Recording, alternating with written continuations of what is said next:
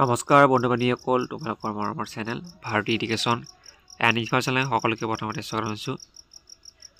Matric পৰীক্ষাৰ result লগতে higher secondary ৰিজাল্টটো কেতিয়া দিব, তাৰ আগতে বহুতো ছাৰে মোক কৈছিলে যে আমি ৰিজাল্ট ক'ত চাম।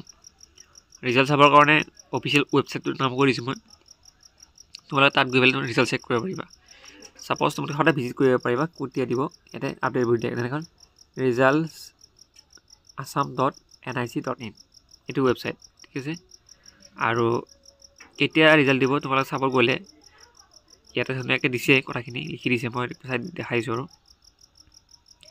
ইফালে যদি চোৱা বৰ্ড আমাৰ সেৱা, ইফালে ৰিজাল্ট আমাৰ মেট্ৰিক পৰীক্ষাৰ ৰিজাল্টটো কেতিয়া দিব, ইয়াতে কৈছে সেৱা ৰিজাল্ট ডেটটো এতিয়ালৈকে দিয়া নাই, কিন্তু মে' মাহত দিব বুলি কৈছে, ঠিক আছে।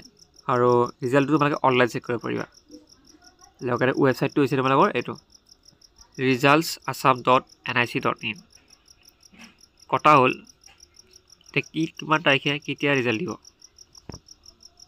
তোমালোকৰ যদি মই shiksha.com যোনটো ৱেবছাইট আছে, সেই ৱেবছাইটত যদি মই লৈ যাওঁ, তোমালোকে ইয়াতে ধুনীয়াকৈ লিখা আছে, তোমালোকে দেখাই দিছোঁ। আৰু ইফালে ধুনীয়াকৈ লিখি দিছে তেখেতলোকে। একচুৱেলি ডেটটো কেতিয়া দিব এই কথা লিখি দিয়া নাই, কিন্তু এটা হাইলাইট দিছে যে যোনটো ৰিজাল্টটো তোমালোকৰ মে' মাহত দিয়াৰ হ'ব। যোনটো আছাম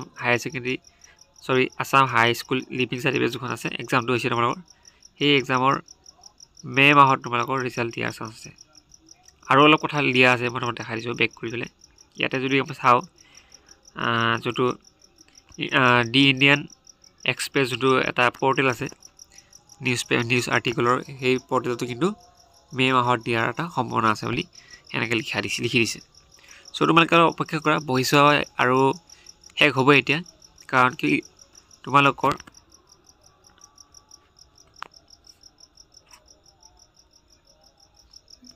তোমালোকৰ মানে যিহেতু ইলেকশ্যনৰ আগতে বহি শেষ হ'ব চোৱা।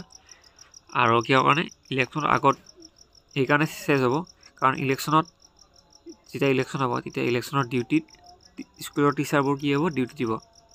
চ' সেইটোৰ কাৰণে তাৰ আগতে বহি চোৱাৰ কামবোৰ সম্পূৰ্ণ কৰিব দিছে চৰকাৰৰ তৰফৰ পৰা। আৰু মে' মাহত ধুনীয়াকৈ তোমালোকৰ ৰিজাল্ট ডিক্লেয়াৰ কৰিব। এইখিনি আছে ভিডিঅ', আৰু ভিডিঅ' চাই ভাল লাগিছে লাইক কমেণ্ট কৰিব। নেক্সট ভিডিঅ'ত লগ পাম, ধন্যবাদ।